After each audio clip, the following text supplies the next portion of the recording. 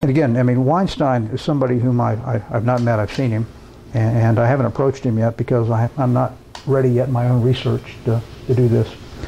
But the most damning thing, there are two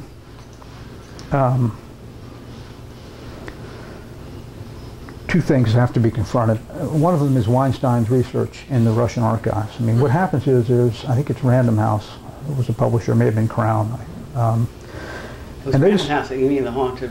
Yeah. That was Random House, right. I'm pretty sure. There was going to be a series of books done on the history of the Cold War, and they were going to be done from the American perspective and the Russian perspective, in each volume. So you look at like the Cuban Missile Crisis, and have an American scholar do it, but also a Russian. And that was a fascinating idea.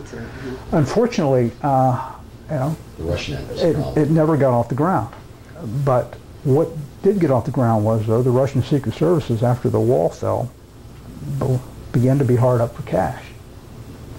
So Weinstein and his co-author decided to go ahead and approach the Russians and see where they'd open up their archives.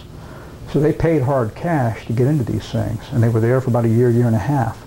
And they were able to get, they say, a lot of things out of there, including Duncan's, a lot of information on Duncan Lee. How much, no one knows because it's never been seen by anybody else.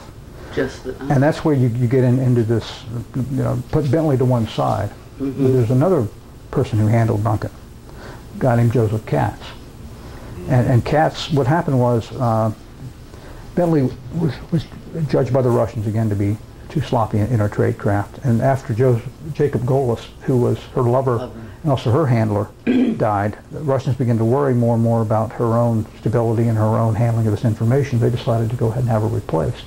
So they sent in Katz. Katz was a very experienced agent. And he's supposed to have met with Duncan twice. And Duncan says, you know what, I'm done with this. I went out of this stuff. I'm finished. And of course, it's not that easy. I'm sorry, buddy. But then what happens is Bentley then goes to the FBI, Whittaker Chambers, so the Russians decided to shut down their network, and Katz has to leave. But Katz writes messages to the chief of station here in Washington, a guy named Gorski, who says, Lee wants out of this stuff. He's having a crisis of conscience. He doesn't want any more to do with us. And Moscow wires back and says, well, just kind of have him go to ground for a bit. We won't bother him for a while.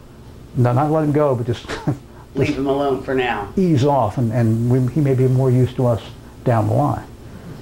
But then the network shuts down, and then and Katz winds up. He flees back to Russia. Yeah, exactly. And what happened to him?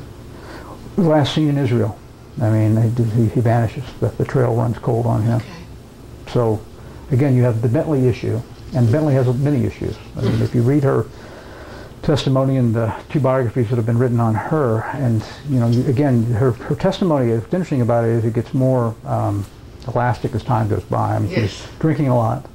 I think a very lonely person. She's relying on the FBI for a lot of her financial well-being and also emotional well-being, and I think she was giving them a lot of what they wanted to hear. But I mean, she never changed her basic stories, but they became more elaborate. For instance, on Duncan, and her allegations range from giving away the D-Day date to what was going on at Oak Ridge to something called Operation Sparrow. She didn't call it that at the time, but that's what it is.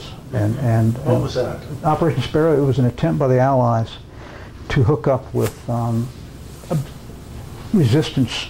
There was, in World War II, Hungary and Romania were allied with Nazi Germany.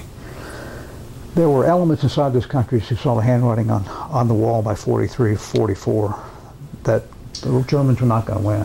Pretty easy to see. Yeah, and these people also did not want the Russians coming in to take over their also understandable. their country, so they decided they would deal with the Americans.